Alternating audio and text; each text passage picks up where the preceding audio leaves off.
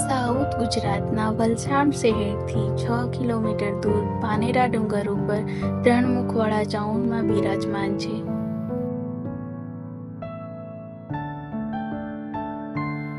પાનેરા જવા માટે બે રસ્તા છે.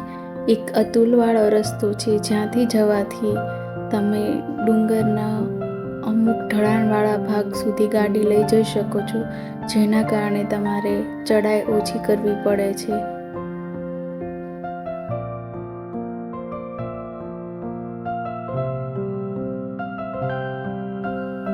પાનેરામાં માતાજીનું મૂળ સ્થાનક તળેટીથી લગભગ 500 ફૂટ જેટલું ઊંચાઈ ઉપર છે, જે તમારે ચડાણ કરવાનું રહેશે. પાનેરા ડુંગરની ચડાણ કરતી વખતે આજુબાજુમાં સરસ મજાની હરિયાળી ગ્રીનરી જોવા મળે છે અને મોર અને બીજા બધા પંખીઓના અવાજ સાંભળવા મળે છે, જે આ સફરને બહુ જ અદ્ભુત અને રમણીય બનાવી દે છે. અહીં ડુંગર ઉપરથી વલસાડ શહેરનો અદ્ભુત નજારો જોવા મળે છે. પાછળના રસ્તેથી ચડાણ કર્યા પછી પહેલો પડાવ મહાકાળી માતાજીનો મંદિરનો આવે છે.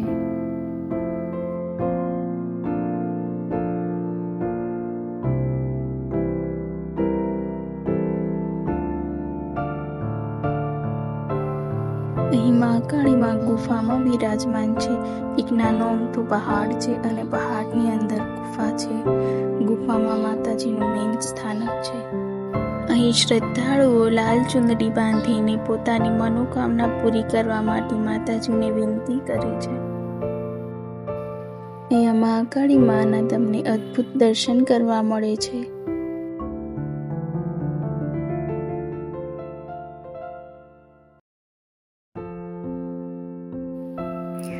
મહાકાળીમાં અને ચાઉંડમાના મંદિરની વચ્ચે એક નાનો એવો બ્રિજ આવેલો છે. આ બ્રિજને મહાબ્રિજ કહે છે અને બ્રિજની નીચે 3 વાવ આવેલી છે. અહીં એવી એક લોકવાયકા છે કે છત્રપતિ શિવાજી મહારાજના સૈનિકોએ કિંમતી સામાન અને હથિયારો આ વાવની નીચે છુપાવેલા હતા, પણ આ કિંમતી સામાન શોધવામાં હજી સુધી કોઈ સફળ થયું નથી. આ બ્રિજ પૂરો થતાં આગળ 3 મુખવાળા ચાઉંડમાનું મંદિર આવી જાય છે.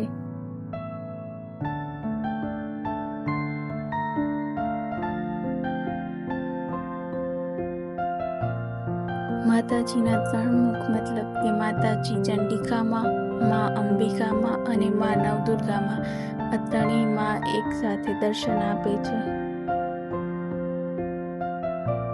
તો ચાલો આજે આપણને અહીં માતાજીની આરતી કરવાનો અને આરતી જોવાનો પણ લાભ મળી જશે.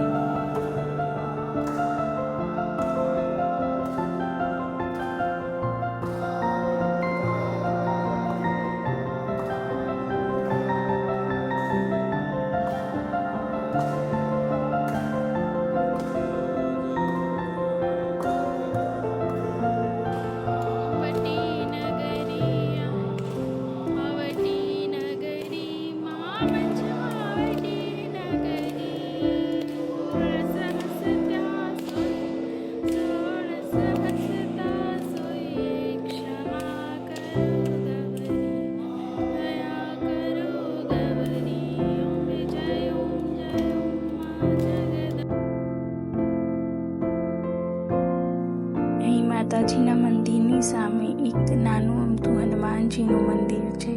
તો બોલો જય શ્રી રામ.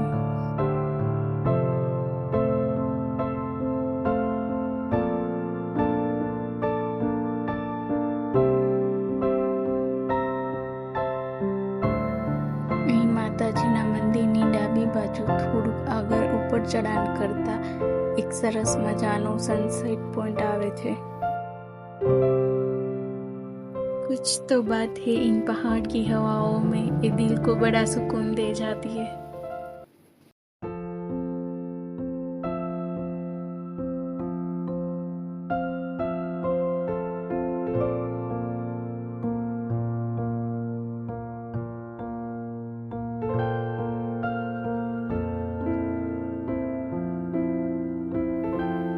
પણ કહેવામાં આવે છે કે જ્યારે છત્રપતિ શિવાજી મહારાજને દુશ્મનોએ ઘેરી લીધા હતા ત્યારે શિવાજી મહારાજે પોતાના ઘોડા સાથે અહીં ચોટી ઉપરથી તળેટી સુધી છલાંગ મારી હતી.